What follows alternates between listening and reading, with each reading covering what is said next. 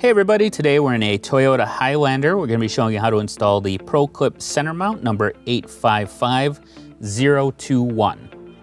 Before we get started, there are a couple things we want to mention. First of all, this mount does use some double-sided adhesive. You'll see it as this red covering underneath here.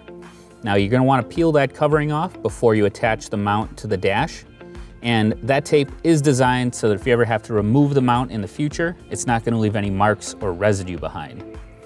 Second of all, make sure you attach the mount to the dashboard before you attach anything to this faceplate. So with that, we'll get started.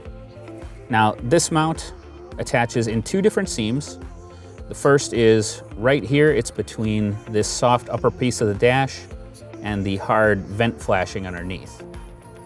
The second is similar. It's up here. It's between this same soft piece of the dash and the hard face next to this LCD screen.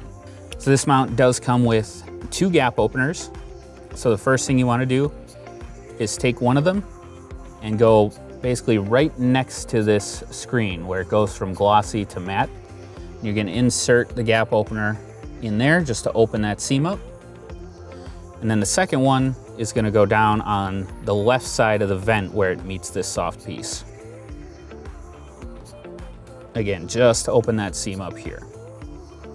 So now we want to fit this piece of the mount into this seam, and then we're going to slip the top part into the upper seam.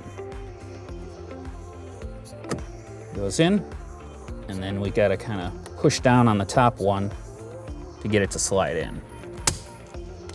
Now when you're inserting it into the upper seam, it can be a little tough, so don't be afraid to put a little more downward pressure and really get it in there if you need to. Now that it's in place, you just want to remove the gap openers, and you'll have a nice solid mounting platform for a custom ProClip device holder. We hope this video has helped. Have a great day.